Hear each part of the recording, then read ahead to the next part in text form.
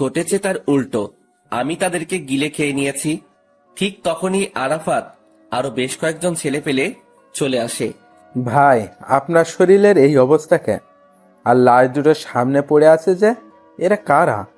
আরাফাত, এরা আমায় মারতে এসেছিল, কিন্তু তারা এটা জানে না যে যাকে তারা মারতে এসেছে সে একটা ভয়ঙ্কর নরপিশাচ। ওই বরাবরের মতন এই হলো, আমায় মারতে এসে নিজের প্রাণ হারালো। আচ্ছা শোন, লাশ দুটোকে গুম করে ফেল, এদের অস্তিত্ব সহ যেন কেউ কোনোদিন খুঁজে না পায়। আচ্ছা ভাই, আপনি সেসব নিয়ে একদম টেনশন করবেন না। আমরা লাশ দুটোকে জায়গা মতো দাফন করে দিব। কেউ আর কোনোদিন তাদের খোঁজও পাবে না। আর ভাই, আপনি এবার গিয়ে রক্তমাখা শরীরটা ধুয়ে ফেলুন। আচ্ছা, আমি গেলাম, তোরা এদিকটা সামলে ফেল। তারপর সেখান থেকে বাসায় চলে এলাম। বাসায় এসে ওয়াশরুমে ঢুকে নিজেকে ধুয়ে মুছে হায়না থেকে মানুষের রূপে ফিরিয়ে আনলাম। রাত বাজে 11টা। বাসায় আমি ছাড়া আর কেউ নেই, আর থাকবেই বা কি করে? আমার তো পরিবার বলতে কেউ নেই, তাই একা বাসা নিয়েই থাকি। তারপর ফ্রেশ হয়ে এসে শুয়ে পড়লাম। খাওয়া দাওয়ার কোনো মুড নেই আজকে, কারণ যেদিনই কাউকে দুনিয়া থেকে বিতাড়িত করি সেদিনই খাওয়ার মুড থাকে না, তাই সেভাবেই ঘুমিয়ে পড়লাম। পরের দিন সকালবেলায় ঘুম থেকে উঠে রেডি হয়ে নিলাম, কারণ কলেজে যেতে হবে। ও হ্যাঁ, আমার পরিচয় তো দেওয়াই হয়নি। চলেন কলেজে যেতে যেতে সংক্ষিপ্ত করে পরিচয়টা দিয়ে দেই। আমি আকাশ মাহমুদ, সেটা তো কারোর অজানা নয়। পড়ালেখা অনার্স শেষ বর্ষ। পরিবার বলতে কেউ নেই, ছোটকাল থেকেই এতিমখানায় বড় হয়েছি।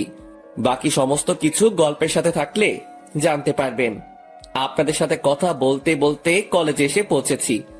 আমি কলেজের গেট দিয়ে প্রবেশ করতেই সবাই আমাকে দেখে মাথা নিচু করে ফেলে, কারণ তারা সবাই আমাকে ভালো করে চিনে।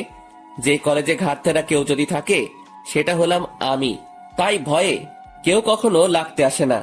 আর আমি এই পুরো কলেজে নিজের হুকুমত চালাই। আমার মুখের উপরে কথা বলবে এমন কোন বাপের বেটা জন্ম নেয়নি এই কলেজে। ঠিক তখনই আমার ক্লোজ ফ্রেন্ড মামুনের সাথে দেখা হয়। পুরো কলেজে এই মামুন এই মাত্র একজন ব্যক্তি যে কিনা আমার সবচাইতে কাছের মানুষ। তার সাথেই আমার সমস্ত উঠা বসা। কি রে আকাশ, কখন আসলি? এই তো একটু আগে। তুই? আমি মাত্র এসেছি। আচ্ছা, সকালের মেডিসিন নিয়েছিস এখনো? আরে না রে, ঘর থেকে বের হয়ে সোজা কলেজ এসেছি। তুই নিয়েছিস নাকি মেডিসিন? আরে না, আমিও তোর মতন ঘর থেকে বের হয়ে সোজা কলেজেই এসেছি। আচ্ছা দাঁড়া, একজনকে দোকানে পাঠাচ্ছি। ঠিক তখনই পাশ দিয়ে একটা ছেলে হেঁটে যাচ্ছিল। এই এদিকে আয় তো। ছেলেটা আকাশের ডাক শুনে তাড়াতাড়ি আকাশের কাছে আসে। জি ভাইয়া। পকেট থেকে টাকা বের করে ছেলেটার হাতে ধরিয়ে দিলাম। যা তো সামনের দোকান থেকে 2টা বেনসন সিগারেট নিয়ে আয়। ভাইয়া প্লিজ, টাকাটা আপনার কাছে রেখে দিন, আমি আমার টাকা নিয়ে আনতেছি। আরে লাগবে না, তুই টাকাটা নে। ভাইয়া প্লিজ, আপনি টাকাটা রেখে দিলে অনেক খুশি হতাম। আচ্ছা ঠিক আছে, যা। তারপর ছেলেটা সিগারেট আনতে চলে গেল। মামুন এত সময় ধরে এই মেডিসিনের কথাই বলছিল। আচ্ছা বল, কিরকম হালচাল তোর? এই তো দোস্ত, তোর? আমার আর কি, ওই একই রকম কাটে দিনকাল। আচ্ছা আকাশ, তোকে তো একটা কথা বলতে ভুলে গেছি। আজ নাকি কলেজে অনার্স প্রথম বর্ষের অ্যাডমিশন পরীক্ষা হবে। সেই বিষয়ে কি তুই কিছু জানিস? হ্যাঁ শুনেছিলাম। যাক, শুনলে তো ভালো, কারণ প্রথম সেকশনের অ্যাডমিশন হলে তো তোদেরকে কলেজের নিয়ম সম্পর্কে অনেক কিছু জানাতে হয়। সিনিয়রদেরকে রেসপেক্ট করার বিষয় সম্পর্কেও তাদেরকে অবগত করতে হয়। মামুন, তুই মনে হয় এখনো সেই পুরনো দিনে পড়ে আছিস। শোন, তোকে একটা কথা বলি, কলেজে অ্যাডমিশন নিলেই বাকিদের মুখে আমাদের সম্পর্কে জেনে যাবে তারা। নিজেদের নাম ডাক ঢোল বাজিয়ে ওদেরকে জানানোর কোনো প্রয়োজন নেই। হ্যাঁ ঠিক বলেছিস। আসলে জিনিসটা আমার মাথায় ঘুরপাক খাচ্ছিল, কারণ গতবার নেতা মুজিবের ছোট ভাই এইসব নিয়ে কত ঝামেলাই না করলো। থাক, বাদ দে এখন ওসব কথা। ছোট ভাই সিগারেট নিয়ে এসেছে। এই যে ভাইয়া, আপনাদের সিগারেট। ধন্যবাদ ভাইয়া তোকে। আচ্ছা, কোনো সমস্যা হচ্ছে তোর কলেজে? ভাইয়া, একটা ছেলের সাথে একটা কথা নিয়ে বাড়াবাড়ি হয়েছে। সে আমাকে মারার হুমকি দিছিল। কোন ডিপার্টমেন্টের সে? আমাদের ডিপার্টমেন্টের। এখন সোজা গিয়ে ওরে বলবি আকাশ ভাই তোরে ডাকতেছে। ওরে সাথে নিয়ে তুই সহ এখানে আসবি। আচ্ছা ভাইয়া। আমি আর মামুন বসে বসে আড্ডা দিচ্ছি। একটু পর ছেলেটা তার ডিপার্টমেন্টের ছেলেটাকে সঙ্গে করে নিয়ে আসে আমার কাছে। ছেলেটা মাথা নিচু করে দাঁড়ায় আছে। কিরে, তুই নাকি ওরে মারবি বলে হুমকি দিছিস? ছেলেটা চুপচাপ দাঁড়িয়ে আছে আকাশের সামনে। কিরে, কথা বলস না কেন? আমি যে তোকে কিছু জিজ্ঞেস করেছি সেটা কি তোর কানে যায় নাই? ভাই হ্যাঁ দিছিলাম হুমকি। ছেলেটার কথা শুনে রাগ উঠে গেল। আমি কলেজে থাকতে একজন আরেকজনকে মারার হুমকি দেয়। রাগটা আর কন্ট্রোল করতে পারলাম না, ঠাস করে একটা থাপ্পড় বসাই দিলাম ছেলেটার গালে। আজকের পর ওইসব চিন্তা মাথা থেকে ঝেড়ে ফেল। এই ছেলে আমার ছোট ভাইয়ের মতন, ওরে মারা তো দূরের কথা, ওসব নিয়েও যদি ভাবিস তাহলে সোজা উপরের টিকিট কাইটটা হাতে ধরাই দিব। ভাই আমার ভুল হয়ে গিয়েছে, আজকের পর কোনোদিন ওর সাথে ভেজাল করব না। শুধু ওর সাথে কেন, কারোর সাথেই করব না। হয়েছে, যা এবার ক্লাসে যা। আর ভাইয়া শোন, এই ছেলে যদি নেক্সট টাইম কোনো ধরনের কোনো কিছু করে তাহলে সোজা আয়শা আমারে বলবি। শুধু সে না, পুরো কলেজের কেউ যদি তোর সাথে আয়শা কোনো সমস্যা করে আমারে জানাবি। আর নে এই টাকাটা, বলে ছেলেটার হাতে একটা 100 টাকার নোট গুজে দিলাম। তুই আরেকদিন সিগারেট খাওয়াস, কিন্তু আজ যদি তোরে টাকা না দেই সেটা এক ধরনের ঘুষ হয়ে যাবে। তাই টাকাটা দিয়ে দিলাম, যা এবার মন দিয়ে ক্লাস কর। আচ্ছা ভাইয়া। ছেলেটা চলে গেল। আমি আর মামুন আবার কথা বলায় ব্যস্ত হয়ে গেলাম। আজও ক্লাস করব না। আমরা প্রায় সময় ক্লাস না করে দুজন কলেজের বাহিরে বসে আড্ডা দেই। দুজন মিলে আড্ডা দিচ্ছিলাম, ঠিক তখনই কলেজের ফার্স্ট ইয়ার অ্যাডমিশনের জন্য মানুষ আসা শুরু হয়ে গেল। সবাই নিজের গার্ডিয়ান নিয়ে এসেছে। অ্যাডমিশনের লম্বা সিরিয়াল লেগে গেছে প্রিন্সিপালের রুমের বাহিরে। সবাই কিন্তু অনলাইনেই অ্যাপ্লাই করেছে, কিন্তু আজ আসার কারণ হলো প্রথম দিনের ফর্মালিটিস পূরণ করা। প্রিন্সিপালই আজকে সবাইকে দেখা করতে বলেছে।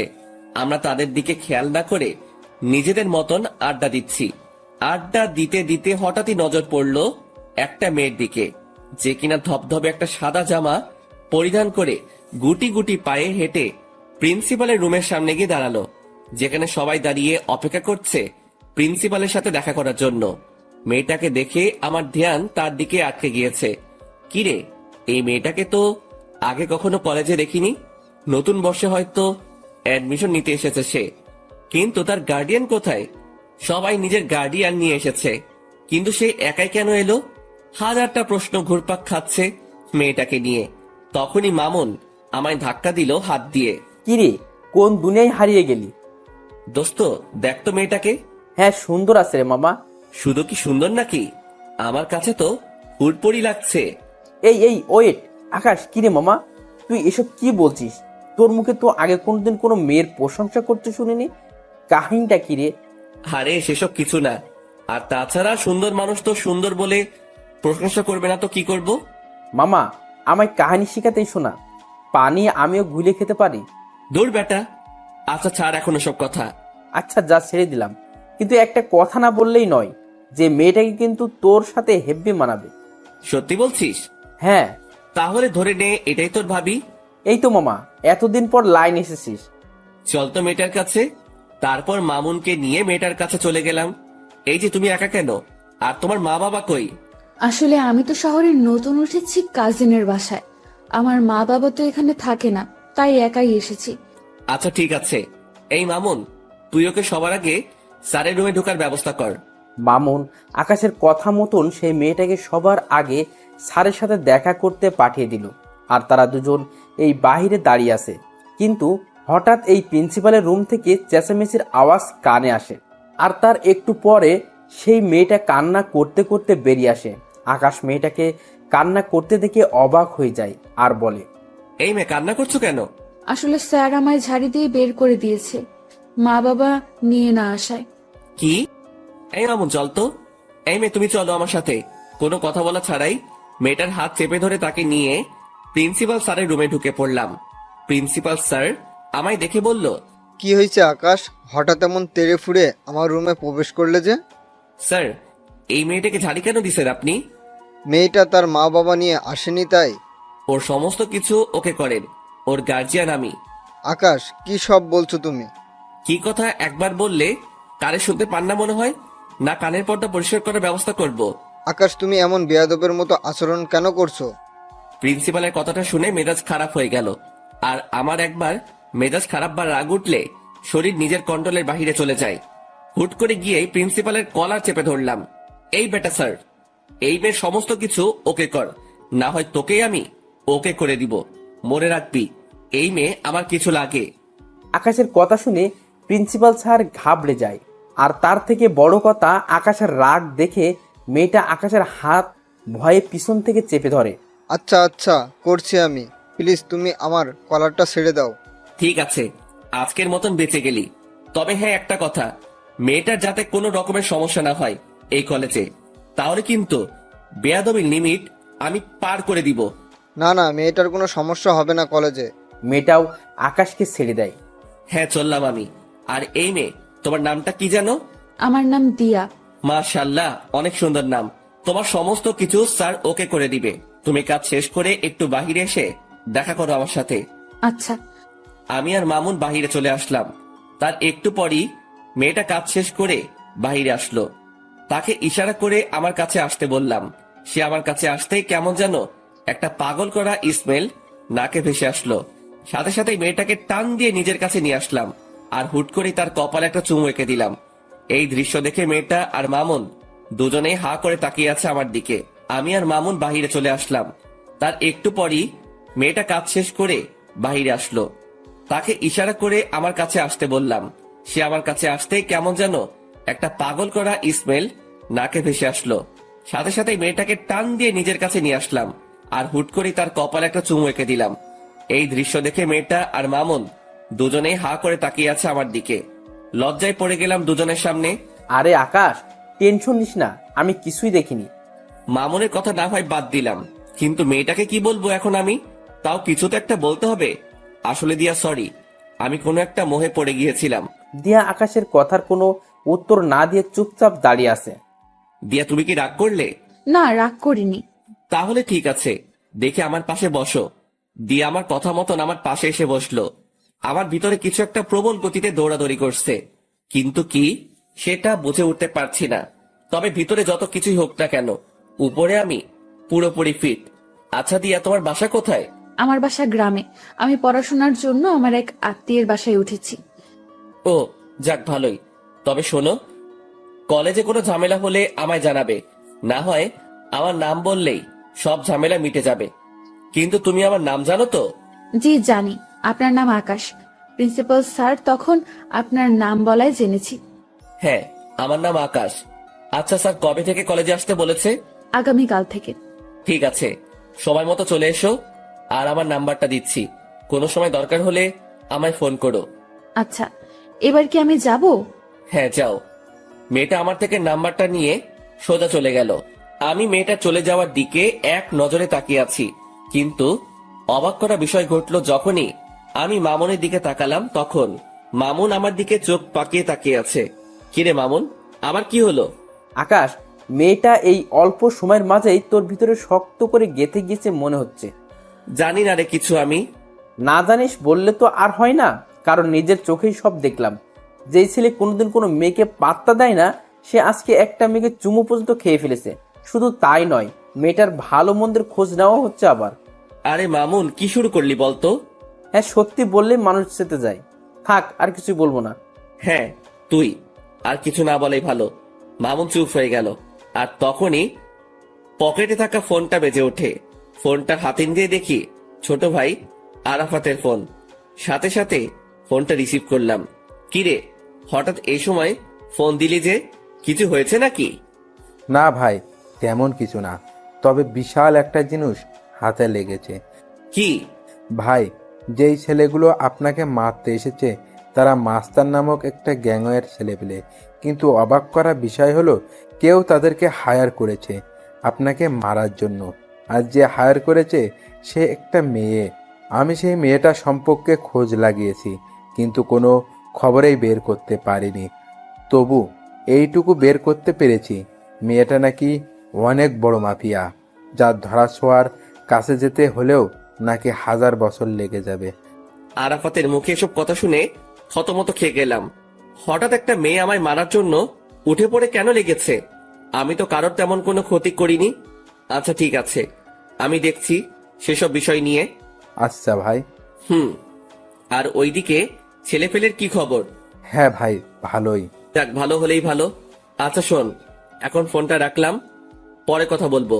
নে তোর সাথে আমি। তারপর ফোনটা রেখে দিলাম। ফোন রাখতেই মামুন জিজ্ঞেস করলো, কি রে, কি হয়েছে রে?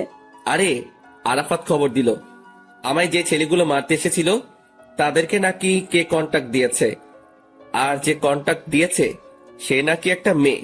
কি সাংঘাতিক ব্যাপার বাপরে। আচ্ছা বাদ দে এখন ওসব কথা, আর চল এখান থেকে যাওয়া যাক। হ্যাঁ চল, আমিও বাসায় যাব। তারপর দুজন সেখান থেকে উঠে গেলাম। দুজনেই দুজনের বাসার জন্য রওনা হয়েছি। দেখতে দেখতে বাসায় পৌঁছে গেলাম। বাসায় এসে কিছু কাপড় চোপড় অপরিষ্কার ছিল, সেসব ধুয়ে মুছে শুকাতে দিলাম। তারপর খেয়ে দিয়ে ঘুমিয়ে পড়লাম। বিকেল বেলায় ঘুম থেকে উঠে কাপড়গুলো এনে লন্ড্রিতে পাঠিয়ে দিলাম। এমন টুকিটাকি কাজ করতে করতে দিনটা কেটে গেল।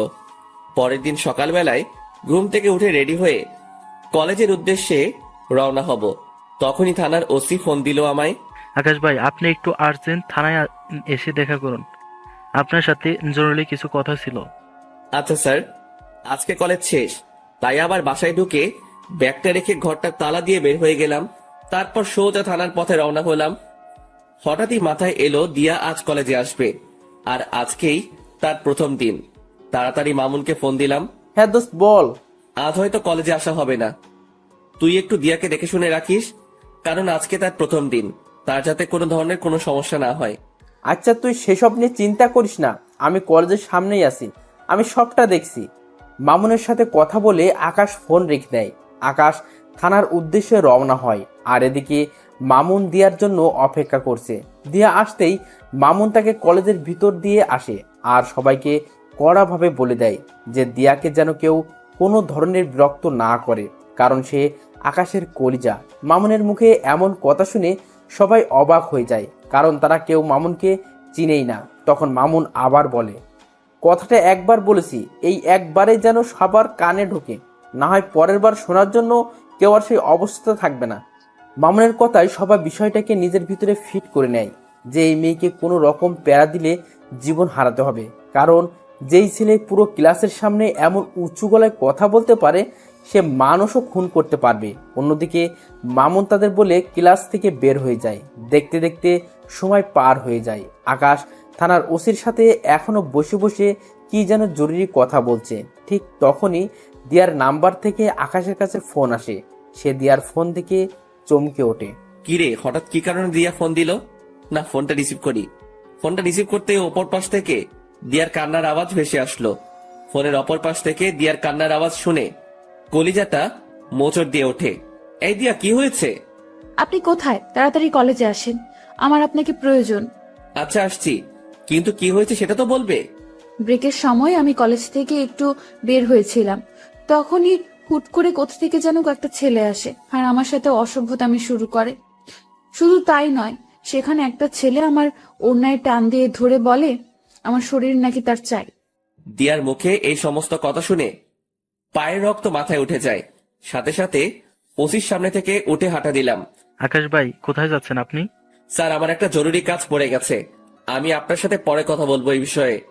সাথে সাথে ওসি স্যারের সেখান থেকে বের হয়ে জলদি কলেজের উদ্দেশ্যে রওনা হলাম। আর যেতে যেতে মামুনকে ফোন দিলাম।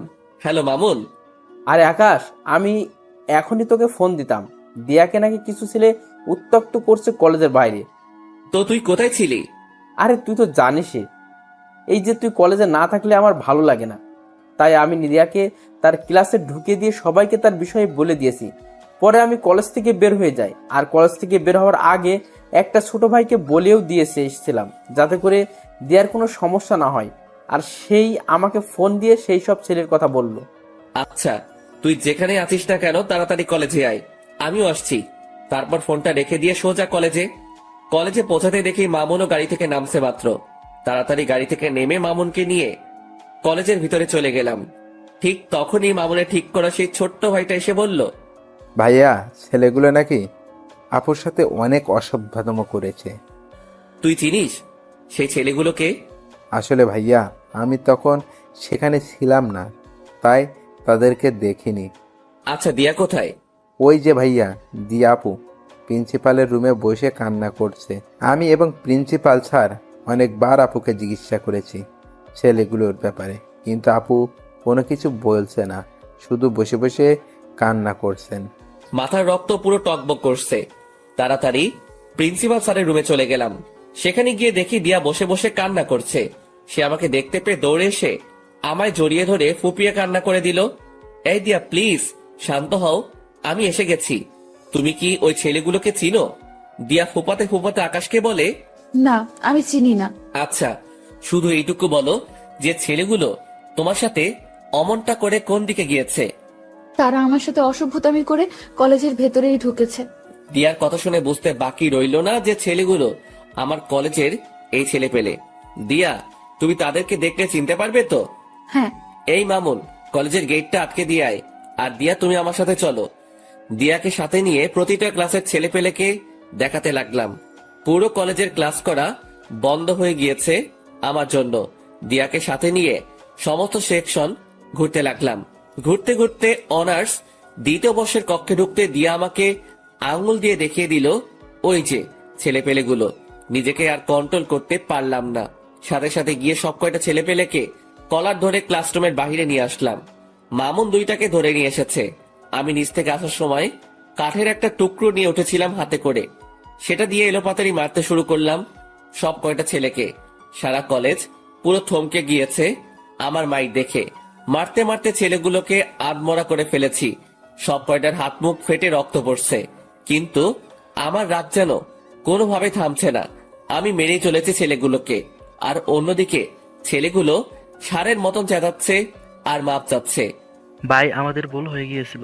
তোদের ভুলের গুষ্টি মারি বলে ধ্রাম করে এক বাড়ি দিয়ে একটাকে বেহুশ বানিয়ে ফেললাম। আর ঠিক সেই সময় কলেজের স্যাররা এসে পিছন থেকে আমায় ঝাপটে জড়িয়ে ধরলো আর বলতে লাগলো, আকাশ প্লিজ তুমি ছেড়ে দাও ছেলেগুলোকে। কে শুনে কার কথা? আমার কলিজায় তারা আঘাত করেছে, তাদেরকে তো আজকে আমি ছাড়ছি না। আমার মায়ের রেশ এখনো মিটেনি, কিন্তু স্যাররা আমায় পেঁচিয়ে ধরায় আমি আর মারতে পারছি না। তাই এক ঝাটকা দিয়ে স্যারদের থেকে নিজেকে ছাড়িয়ে নিলাম। তারপর আবার মারতে শুরু করলাম। সবাই আমার রাগ দেখে ভয় কাতর হয়ে আছে। স্যাররাও আমায় আটকাতে না পেরে ভয়ে আমার থেকে দূরে সরে যায়। আর ঠিক সেই সময় দিয়া এসে সবার সামনে আমাকে জড়িয়ে ধরে, আর আমি সাথে সাথে শান্ত হয়ে যাই। স্যাররা সবাই দিয়ার কাণ্ড দেখে অবাক হয়ে তাকিয়ে আছে দিয়ার দিকে, যে কে এই মেয়ে, যে আকাশকে কিনা আমরা অনেকেই মিলে থামাতে পারলাম না, আর সেখানে এই মেয়েটাকে ধরা মাত্রই সে সমস্ত রাগ মাটিতে ফেলে দিল। কেউ যেন কিছু বুঝে উঠতে পারছে না, সবাই অবাক দৃষ্টিতে দিয়ার দিকে তাকিয়ে আছে।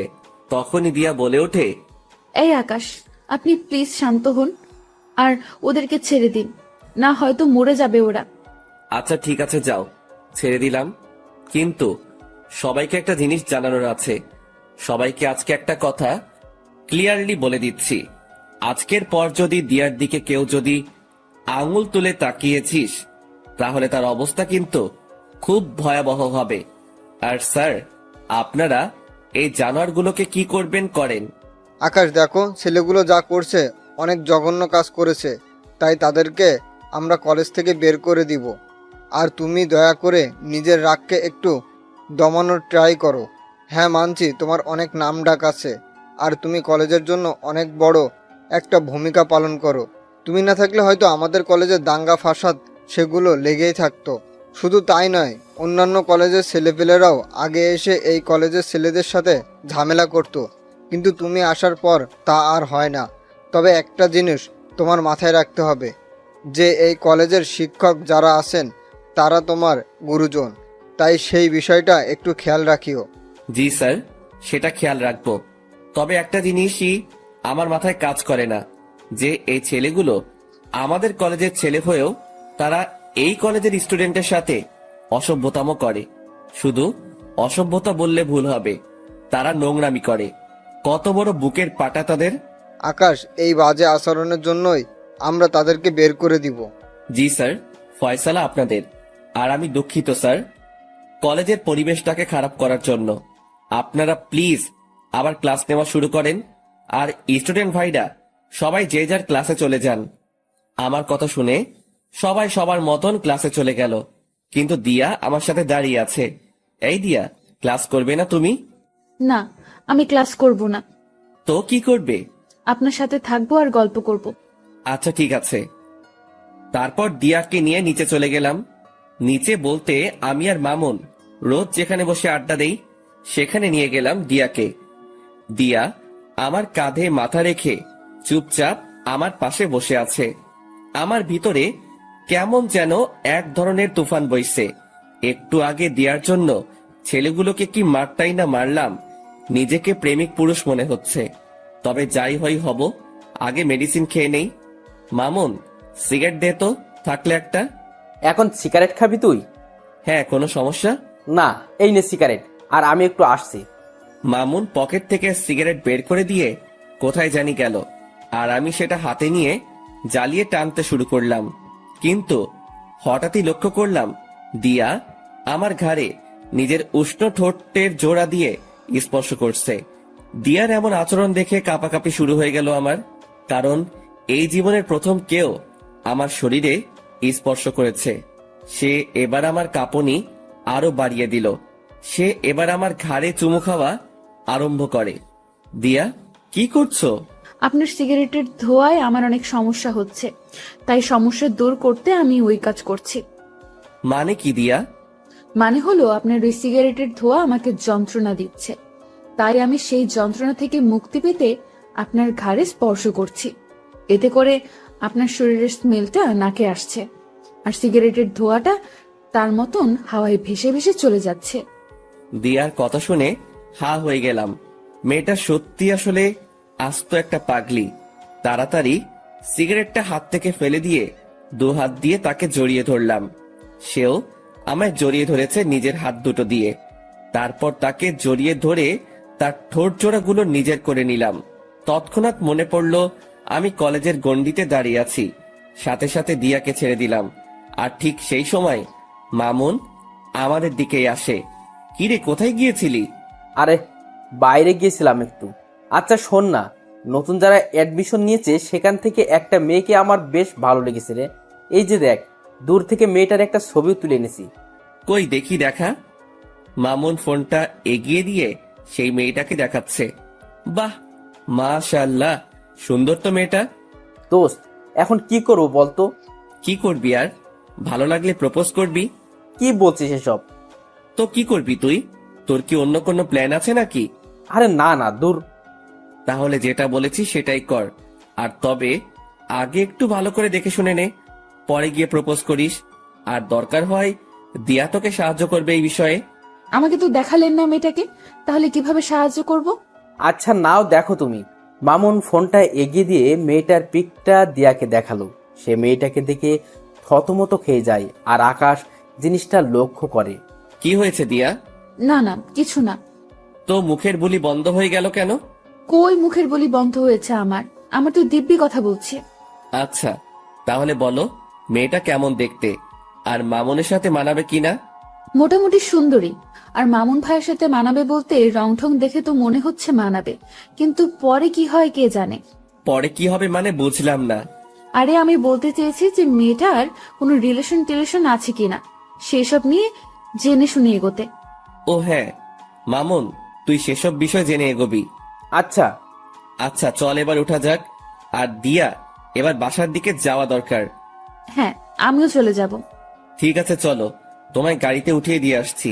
তারপর দিয়াকে গাড়িতে উঠিয়ে দিয়ে আমি বাসায় চলে আসলাম। মামুনও চলে গেল। আমি গাড়ি থেকে নামতেই দেখি বাসার সামনে কয়েকজন ছেলে পেলে দাঁড়িয়ে আছে। ছেলেগুলোকে দেখে মনের মধ্যে একটা বাড়ি খেলো। কিরে, ছেলেগুলো কারা? না, গিয়ে দেখি।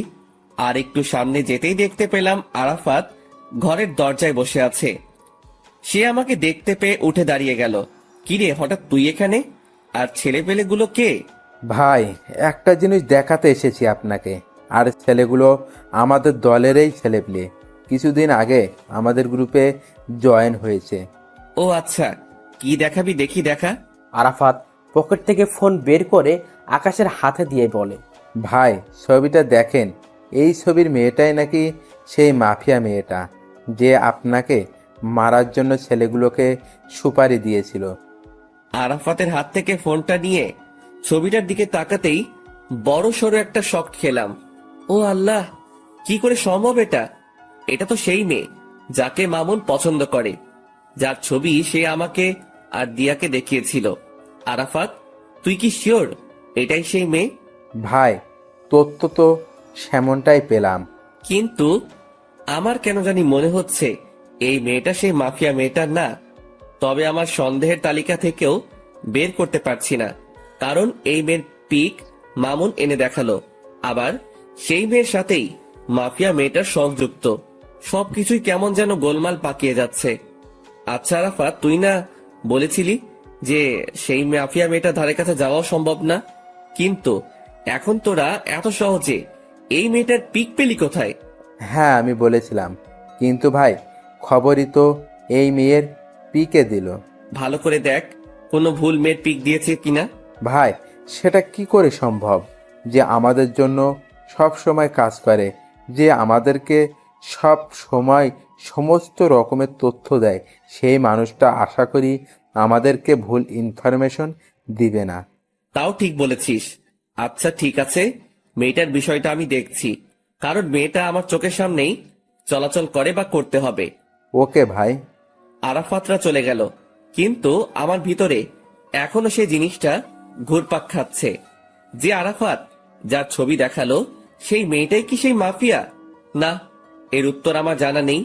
তবে একটা জিনিস বলতে পারি যে এই মেয়েটাই যদি সেই মাফিয়া হয় তাহলে মামুনকে সতর্ক করতে হবে আমার, কিন্তু সে না কোনো আবার ভুল বুঝে বসে। দূর, কিছুই যেন ভাবতে পারছি না, আর যা হবে পরে দেখা যাবে। আগে নিজের মাথা ঠান্ডা করি, তারপর বাসায় ঢুকে বিছানায় গা এলিয়ে দিলাম। সাথে সাথে ঘুম চলে আসে। গোসল, খাওয়া দাওয়া সমস্ত কিছুই রসাতলে গিয়েছে। এক ঘুমে বিকাল হয়ে গেল। ঘুম থেকে উঠে ফ্রেশ হয়ে নিলাম, তারপর গায়ে শার্ট লাগিয়ে বাসা থেকে বের হয়ে গেলাম। আর বের হওয়ার সময় মামুনকে ফোন দিয়ে পার্কে আসতে বললাম। তারপর আমি বাসা থেকে বের হয়ে সোজা পার্কে চলে গেলাম। সেখানে গিয়ে দেখি মামুন আগে থেকেই হাজির। কি রে, তুই কখন এলি? আরে একটু আগেই আসলাম। আচ্ছা মামুন, তোর যে মেয়েটাকে ভালো লেগেছে তার সম্পর্কে কিছু জানিস কি? আরে না, তেমন কিছু জানি না, তবে তার নাম আর তার বিষয়ে টুকটাকি কিছু জানতে পেরেছি। মেয়েটার নাম হলো ফাহা, আর সে নাকি অনেক চুপচাপ স্বভাবের একটা মানুষ। কোনো ছেলের সাথে নাকি সে মিশে না, আর তার এই জিনিসটাই আমার সবচাইতে বেশি ভালো লেগেছে। তার নামটা যেমন সুন্দর, তার চাল চলনও তেমন সুন্দর। আমার যে করেই হোক ফাহাকে চাই, ওকে আমি নিজের বউ বানাবো। মামুনের কথা শুনে কিছু বলার মতন ভাষা খুঁজে পাচ্ছি না, কারণ ওর বিষয়ে যা জানি তা মামুনকে বললে তার মন খারাপ হয়ে যাবে। আর তাছাড়া সে আমায় ভুলও বুঝতে পারে যে তার ভালো আমার সহ্য হয় না। না, ওকে এখন কিছুই বলা যাবে না, কারণ এখনো পুরোপুরি শিওর না যে সেই মেয়েকে। আগে আরো পাকাপোক্ত ভাবে শিওর হয়ে নেই, পরে না হয় মামুনকে জানাবো। আচ্ছা শোন, যাই করিস না কেন ভেবে চিন্তে করবি। হ্যাঁ, সেটা তো করবই। আচ্ছা চল, চা বা কফি কিছু খাওয়া যাক। হ্যাঁ চল। মামুনের সাথে একটা কফি শপে গেলাম। পরে সেখানে বসে কফি খেতে খেতে অনেকটা সময় আড্ডা দিলাম। পরে ঘরে চলে এসেছি। তারপর নিত্যদিনের ন্যায় সেদিনটাও কাটিয়ে দিলাম ঘরের মাঝে। পরের দিন সকালবেলা ঘুম থেকে উঠে কলেজে চলে গেলাম। আজ নিয়ত করেছি ক্লাস করব, তাই সেই মোতাবেক ব্যাগে বই নিয়ে কলেজে এসেছি। ঠিক তখনই মামুনের দেখানো সেই মেয়েটা আমার চোখের সামনে দিয়ে হেঁটে তার ক্লাসরুমে চলে গেল। আমি তার দিকে বাঁকা চোখে তাকিয়ে আছি, দেখছি কোন রকম কিছু চোখে পড়ে কিনা, কিন্তু কিছুই পড়ল না। তবে একটা জিনিস নোটিশে করেছি, মেয়েটা কেমন যেন স্বাভাবিক না।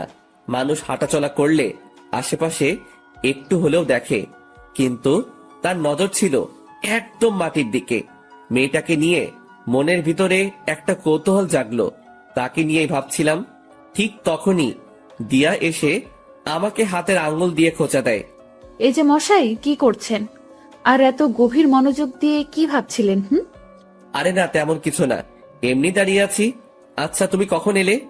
এই তো এক্ষুনি। আপনি? আমি একটু আগে এসেছি। আচ্ছা শোনো, তোমায় একটা দায়িত্ব দিলে সেটা পালন করতে পারবে? কি দায়িত্ব? তুমি মামুনের পছন্দ করা মেয়েটার দিকে নজর রাখো তো, যে সে কি করে বা তার আচার আচরণ কেমন। হঠাৎ ওই মেয়েকে নিয়ে আপনার চিন্তার মাত্রা বাড়লো কেন শুনি? আরে মামুন আসলে মেয়েটাকে অনেক ভালোবেসে ফেলেছে, তাই তার বিষয়ে একটু ভালো মন্দ জানার জন্য তোমায় বললাম আর কি। কারণ আমি চাই না আমার বন্ধু কোনো খারাপ মেয়ের সাথে রিলেশনে যাক। আরে সে তো খারাপ না। মানে তার বিষয়ে তুমি কি করে জানলে? আসলে হয়েছে যে মেয়েটার চলাচল দেখে খারাপ মনে হয়নি, সেটা বলতে চেয়েছিলাম। দিয়ার কথা শুনে কেমন যেন একটা খটকা লাগলো। আচ্ছা তাও খবর নাও, আর এখন গিয়ে সোজা ক্লাসে মন দিবে। আর একটা কথা, আমি যেন কখনো তোমায় কোনো ছেলের সাথে হাসি ঠাট্টা করে কথা বলতে না দেখি। বারে, হাসি ঠাট্টা করলে কি হবে? কারণ তুই খালি আমার সাথে হাসি ঠাট্টা করবি। কেন?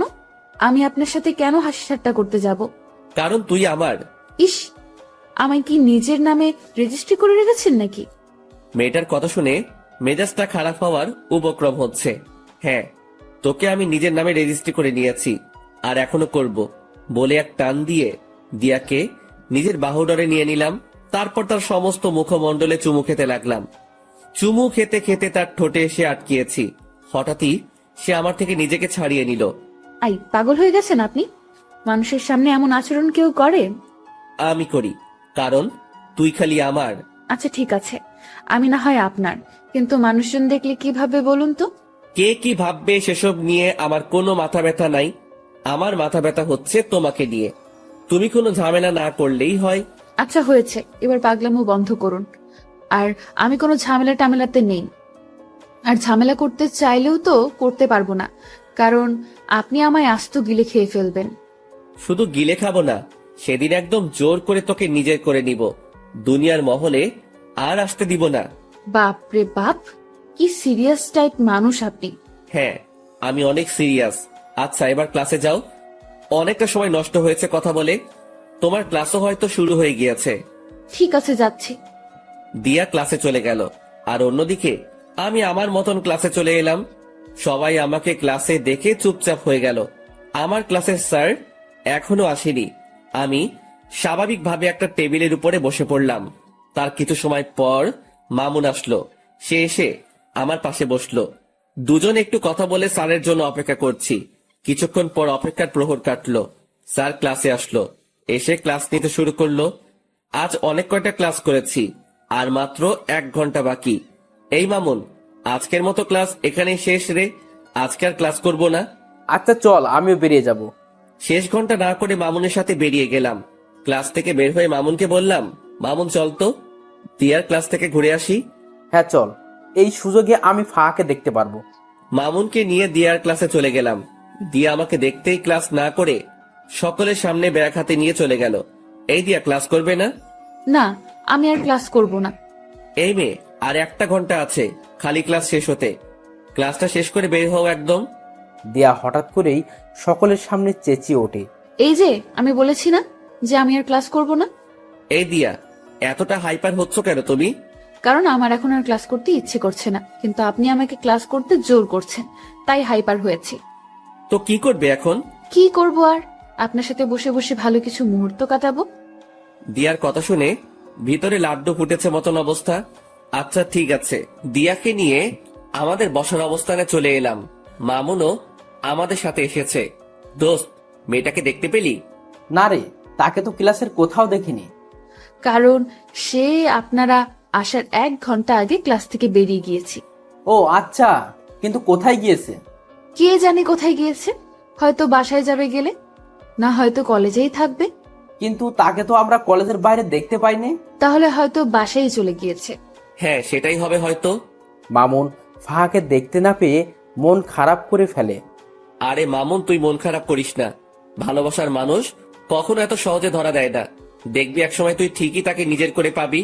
জানি না রে কি আছে কপালে, তবে মেয়েটা আমার কলিজার গেথে গিয়েছে। মামুনকে কি বলে সান্ত্বনা দিব জানি না, তবে মন থেকে খালি দোয়া এটাই করি যে সেই মেয়েটা যেন ভালো হয়, আর মামুনের সাথে যেন তার সমস্ত কিছুই সঠিকভাবে হয়। কিন্তু বর্তমানে মামুনের চেহারাটা পুরো আধার হয়ে আছে। ওকে সান্ত্বনা দেওয়ার মতন ভাষা খুঁজে পাচ্ছি না। তখনই মামুন বলে ওঠে, আকাশ, তোরা থাক, আমি বাসায় চলে গেলাম। আচ্ছা ঠিক আছে, চল আমরাও আজকে বাসায় চলে যাব। কিন্তু শোন, কালকে সেই মেয়েটা কলেজে আসলে আমি তোর বিষয়টা দেখব। তুই ভালো করে জানিস যে আজ পর্যন্ত কোনো কাজে আমি ফেল হইনি, সো তোর ব্যাপারেও হব না। ধন্যবাদ বন্ধু। তারপর সবাই সবার মতন বাসায় এসে গেলাম। দিয়াকে তার বাসায় পাঠিয়ে দিয়ে মামুন আর আমি যে যার মতন চলে গেলাম। এদিকে আমি বাসায় আসতেই দরজার নিচে একটা খাম চোখে পড়লো। কে যেন একটা খাম আমার দরজার নিচে রেখে গেছে। কৌতূহল করে সেটা হাতে উঠালাম। সেটা হাতে নিয়ে বুঝতে পারলাম খামটার ভিতরে কোনো একটা কিছু আছে। তারপর খামটা খুলতেই দেখি ভাঁজ করা একটা সাদা কাগজ। কৌতূহলটা যেন আরো বেড়ে গেল। কাগজের ভাঁজটা খুলে দেখি কিছু লেখা আছে কাগজটাতে। কোনো কিছু না ভেবে লেখাটা পড়তে শুরু করলাম। আপনি যাকে আপন ভাবছেন সে আপন নয়। মনে রাখবেন, বিকেল বেলায় সূর্য মেঘের আবরণে ঢেকে গেলে পরের সকালে সেই সূর্যই আবার নতুন রূপে আকাশে উদিত হয়। তারপর আর কিছু লেখা নেই। লেখাটা পড়ে আমার ভিতরটা মোচড় দিয়ে উঠল, কারণ লেখাটা আমায় কি ইঙ্গিত করতে চাইছে তা আমি বুঝে ফেলেছি। তাড়াতাড়ি কাগজটা ভাঁজ করে পকেটে রেখে দিলাম। তারপর চাবি দিয়ে দরজা খুলে বাসায় ঢুকে সোফায় গা ছেড়ে দিয়ে বসে পড়লাম। মাথাটা ভো ভো করে ঘুরছে, মনে হচ্ছে যেন নিজের ভিতরেই ঘূর্ণিঝড় বইছে। অনেকটা সময় সোফাতে বসেই কাটিয়ে দিলাম। দেওয়াল ঘড়িটার দিকে নজর পড়তেই দেখি ঘড়ির কাঁটা 2টা ছাড়িয়ে গেছে। তাড়াতাড়ি সোফা ছেড়ে উঠে ফ্রেশ হতে চলে গেলাম। কিছুক্ষণ পর ফ্রেশ হয়ে ওয়াশরুম থেকে ফিরে আসলাম। তারপর খাবার খেতে খেতে মাথায় আসলো আরাফাতের কথা। যেই ভাবা সেই কাজ। তাড়াতাড়ি খাওয়া দাওয়া সেরে আরাফাতকে ফোন লাগিয়েছি। হ্যাঁ ভাই, বলেন। শোনো, আমার কেন জানি মনে হচ্ছে মাফিয়া মেয়েটা আমার খুব নিকটে। তুই সেই মেয়েটা সম্পর্কে একটু ভালো করে জাস্টিফাই কর। আচ্ছা ভাই। তারপর ফোনটা রেখে দিলাম। কিন্তু আমার মনের ভিতরে বাড়ি খাচ্ছে অন্য কিছু নিয়ে। আমার মনে হয় না যে সেই ফাহা মেয়েটাই মাফিয়া। ধুর, এসব নিয়ে আর ভাবতে পারছি না। মাথায় আর চাপ না নিয়ে ঘুমিয়ে পড়লাম। বিকেল বেলায় মামুনের ফোন পেয়ে ঘুমটা ভেঙে গেল। কিরে মামুন, হঠাৎ ফোন দিলি যে? তোর সাথে একটু জরুরি কথা ছিল। তুই এখন কোথায় আছিস? কোথায় থাকবো আবার, বাসায় আছি। আচ্ছা, রেডি হয়ে শপিং মলে চলে আয়। ওকে। তারপর ফোনটা রেখে দিয়ে রেডি হয়ে শপিং মলে চলে গেলাম। সেখানে গিয়ে দেখি মামুন চোখ মুখ কালো করে বসে আছে। কিরে, কি হয়েছে রে? আকাশ, আসলে আমার কাছে একটা মেইল এসেছে। সেখানে কে যেন 2 বাক্যের কিছু একটা লিখে পাঠিয়েছে। কি সেটা? সেখানে লেখা আছে, ভাবিয়া করিবেন কাজ, না হয় হয়ে যাবে দের। আপনি যা হোক সাধারণ ভাবিতেছেন, সে আসলে ভয়ঙ্কর এক রক্তচোষা। এই লেখাটা কে যেন মেইল করেছে। এটার মানে কি আকাশ? মামুনের মেইলের 2 শব্দের বাক্য শুনে ভিতরটা পুরো শুকিয়ে গেছে। কারণ এই 2 শব্দের বাক্যটার অর্থ আমার জানা। মামুন আসলে কেউ একজন আমাদেরকে অনেক সতর্ক করতে চাইছে যে আমরা হয়তো কোনো বড়সড় বিপদে ফাঁসতে চলেছি। তাই কেউ একজন আমাদেরকে আড়াল থেকে বাঁচাতে চাইছে। কি সব বলছিস আকাশ? আমি সত্যিই বলছি, কারণ তোকে মেইল করেছে আর আমাকে দিয়েছে চিঠি। এই সমস্ত কিছুর পিছনে একজন আছে, সে হচ্ছে মাফিয়া মেয়েটা। আর সেই মাফিয়া মেয়েটাই হয়তো আমাদের আশেপাশে ঘুরঘুর করছে আমাদেরকে মারার জন্য।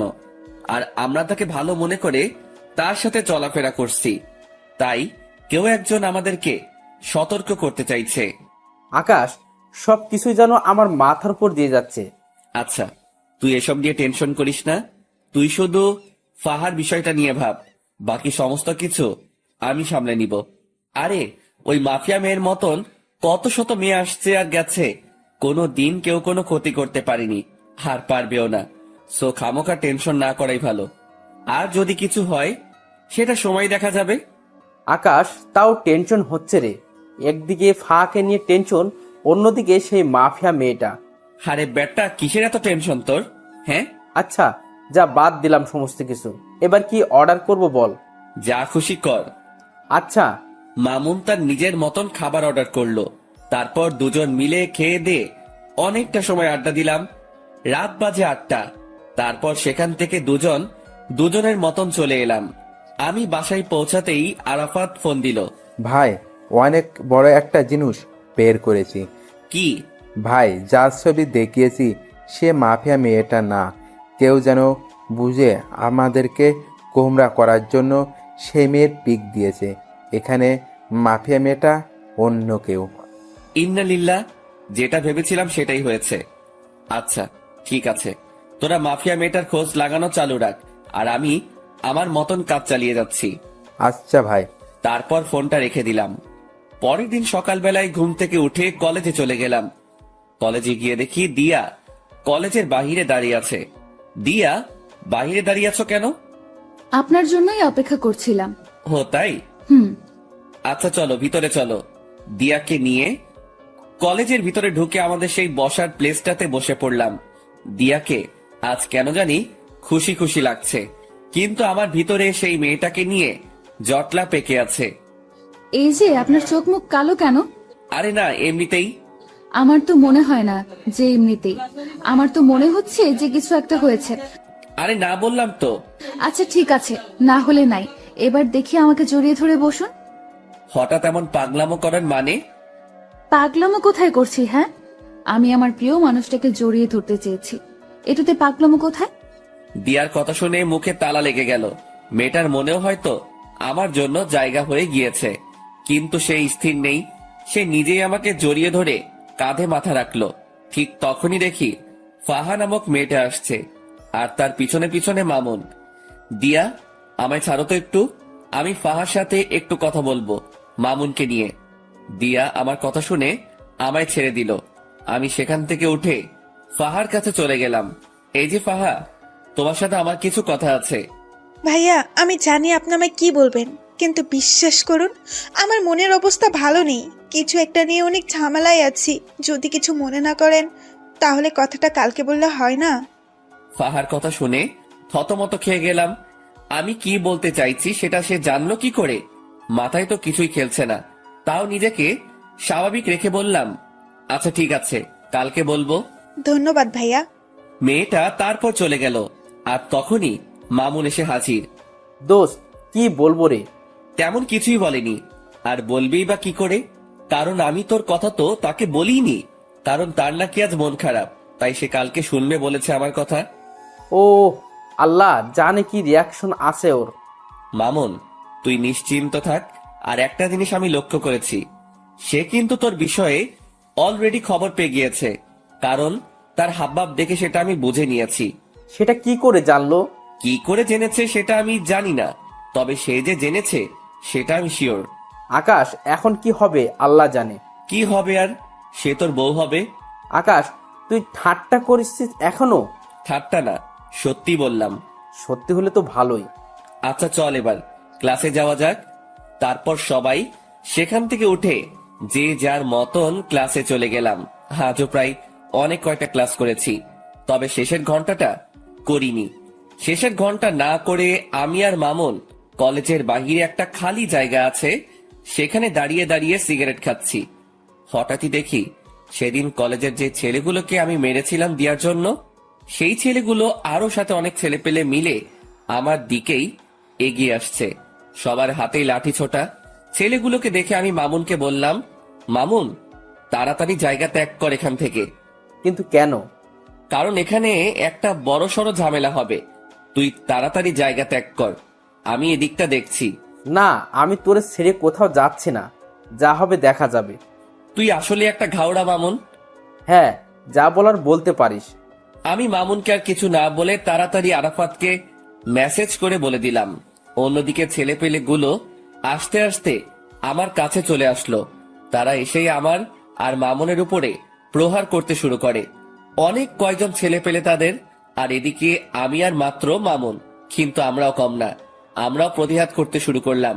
ঠিক সেই সময় হঠাৎ করেই ফায়ারিং এর আওয়াজ কানে আসলো।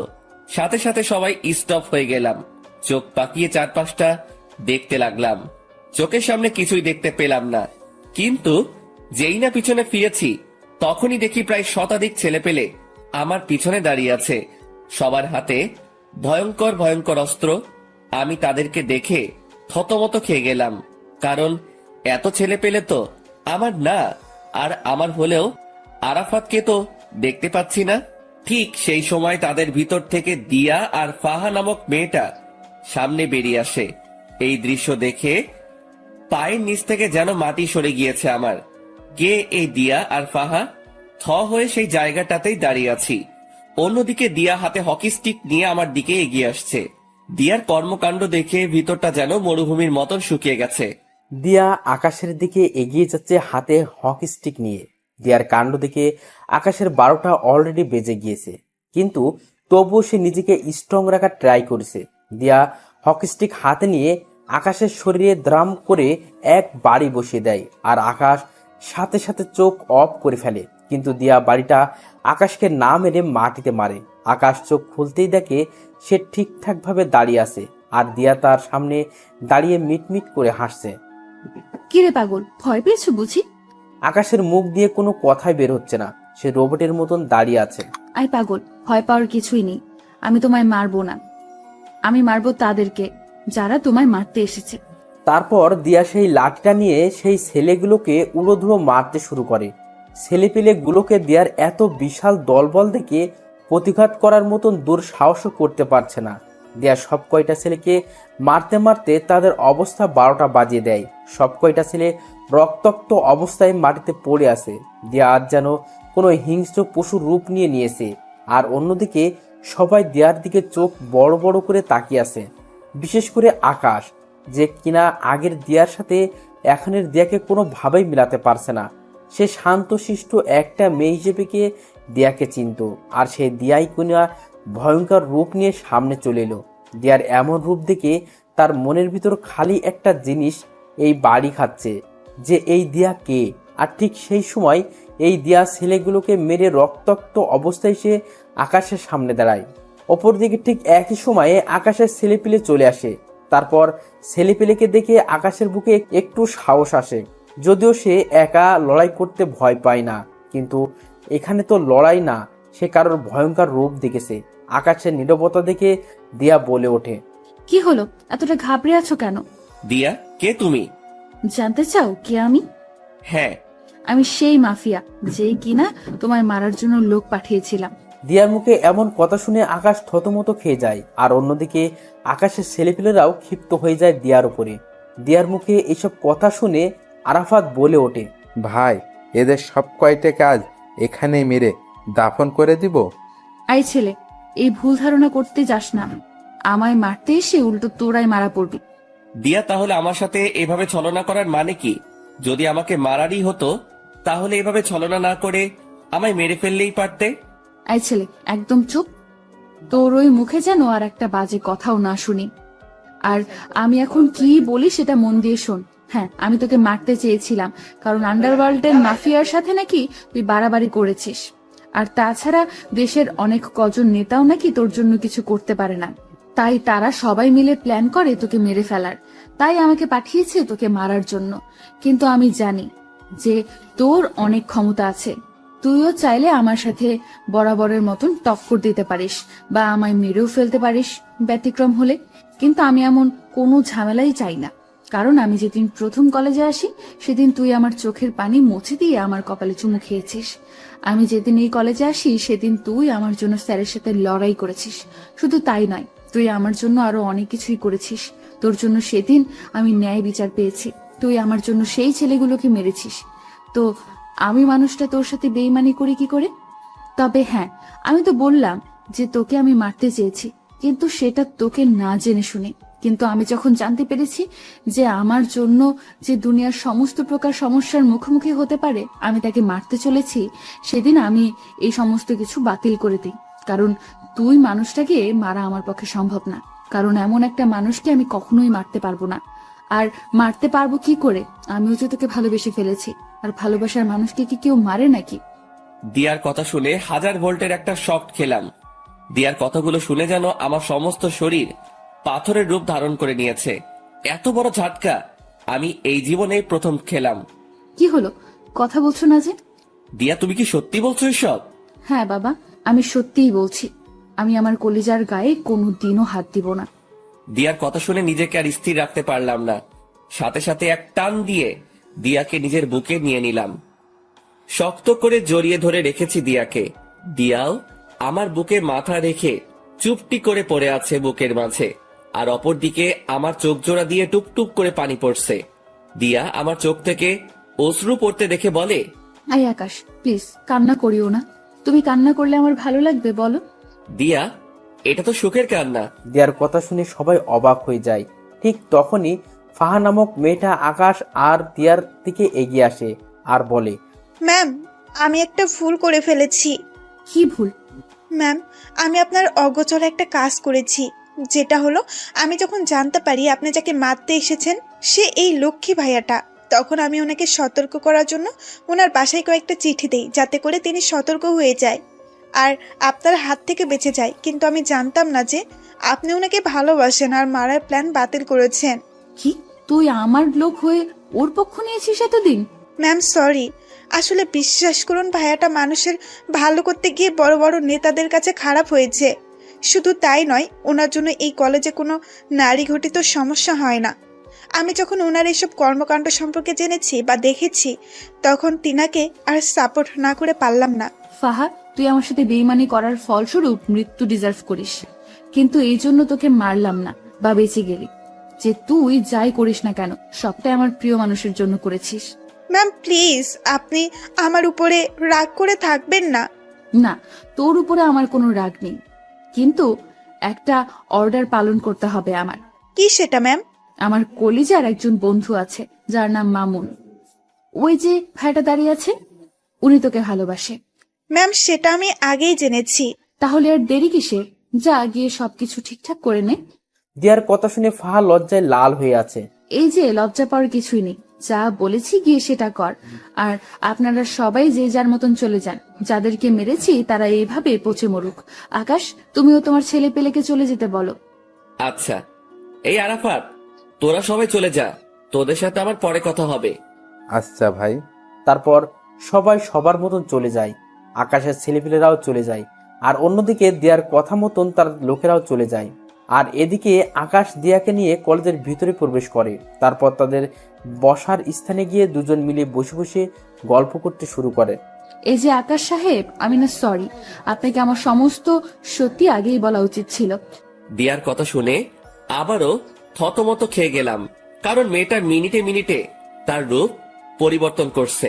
এই দিয়া, তুমি না একটু আগে আমায় তুই আর তুমি বলে ডাকছিলে, কিন্তু হঠাৎ করে আপনিতে চলে আসলে কেন? আরে বলেছি না যে আমি আপনার আগে সেই দিয়া হয়ে যাব, তাই আপনি করে বলছি। এই পাগলি মেয়ে, তার একদম কোনো দরকার নেই। হ্যাঁ, তুমি আগের মতন হয়ে যাও, কিন্তু তুমি বলেই ডাকো, কারণ তোমার মুখে আপনি থেকে তুমি শুনতেই বেশি ভালো লাগে। তাই বুঝি? তাই। আচ্ছা দিয়া, তোমায় একটা কথা বলি। হ্যাঁ বলো। তুমি যে আমায় মারতে এসে মারলে না, এতে কি তোমার ক্ষতি করবে না ওরা, যারা তোমায় আমাকে মারার জন্য ঠিক করেছে? ইস, বললেই হলো নাকি? ওরা কি জানে যে আমার কলিজার কত পাওয়ার?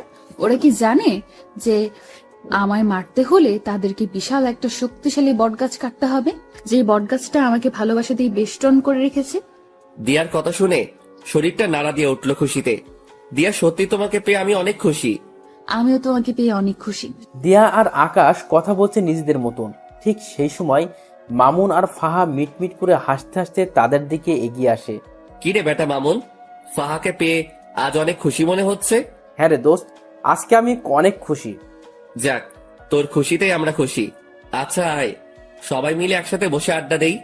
তারপর সবাই মিলে আড্ডা দিতে থাকে। এই আড্ডার মাঝেই কেটে গেল একটা বছর। আজ আকাশ আর মামুনের গ্রাজুয়েশন কমপ্লিট হয়েছে।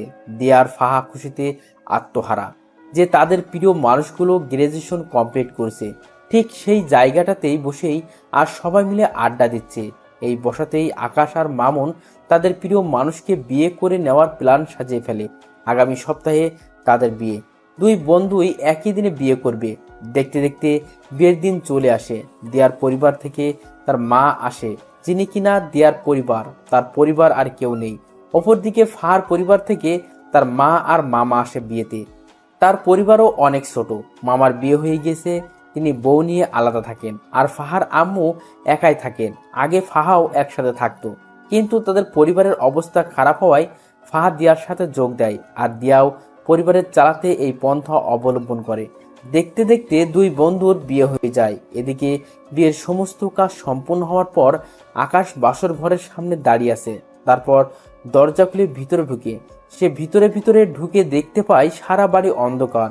সে দিয়াকে ডাক দেয়, কিন্তু দিয়া কোনো সারা শব্দ করে না। দিয়ার সারা শব্দ না পেয়ে হাতিয়ে হাতিয়ে সামনের দিকে এগিয়ে যায়। আর ঠিক তখনই কেউ একজন চাকু নিয়ে আকাশের পেটে ঢুকিয়ে দেয়। আকাশ সাথে সাথে চেঁচিয়ে ওঠে আর সাথে সাথেই রুমের বাতি জ্বলে ওঠে। Happy birthday to you my dear কলিজা। অবাক হয়ে গেলাম রুমের অবস্থা দেখে, কারণ রুমটা পরিপূর্ণভাবে সাজানো আর সামনে দিয়া, ফাহা, মামুন সবাই কেক নিয়ে দাঁড়িয়ে আছে। এই পাগল, ভয় পেয়েছো বুঝি? আমার পেটে কে যেন ছুরি ঢুকিয়ে দিয়েছে। আরে পাগল, ওটা খেলনা ছুরি ছিল। কি? বলে দিয়া, আর বাকি সবাই হেসে দেয়। দিয়া, তুমি আমার বার্থডে সম্পর্কে জানো কি করে? ও মা, এটা কি কথা? যাকে ভালোবাসি তার জন্মদিন সম্পর্কে জানবো না, এটা কি করে হয়? দিয়ার কথা শুনে খুশিতে আত্মহারা হয়ে গেলাম। এতটাই আত্মহারা হয়েছি যে দিয়াকে সবার সামনে জড়িয়ে ধরে কিস করে শুরু করলাম। আর তখনই মামুন বলে ওঠে, ভাই তুই থাম, আগে আমরা বের হয়ে যাই, কারণ আমাদেরও তো আজকে বাসর ঘর। পরে তুই যা করার করিস। যা ভাগ ফাহাকে নিয়ে। মামুন আর ফাহা তাড়াতাড়ি রুম থেকে বের হয়ে চলে যায় আর আমি দিয়াকে আদর করতে শুরু করি। দিয়া আমার স্পর্শে কেঁপে কেঁপে উঠছে। শুধু তাই নয়, আমার পাঞ্জাবি খামচে ধরে রেখেছে সে। কিন্তু আমি দিয়াকে আদর করা বাদ দিয়ে কোলে উঠিয়ে নিলাম। তারপর তাকে নিয়ে গিয়ে বিছানায় শুইয়ে দিলাম। দিয়া তো লজ্জায় শেষ। সে ভালো করে বুঝতে পেরেছে যে এখন কি ঘটবে তার সাথে, তাই সে লজ্জায় মুখ বালিশে লুকিয়ে রেখেছে। কিন্তু আমার রোমান্টিক পাঠকগুলোর লজ্জা শরম নাই দেখে এখনো হ্যাঁ করে তাকিয়ে আছে সমস্ত কিছু দেখার জন্য। ভাই, এরপর আর কিছুই বলা যাবে না। ভাগেন সবাই। বউ আমার, ইতিহাসও আমি রচনা করব, কিন্তু মাঝে আপনারা এভাবে বাধা দিলে তো ইতিহাস রচনা করতে সমস্যা হবে। তাই বলি কি, এবার সবাই উল্টো রাস্তা ধরে কেটে পড়ুন।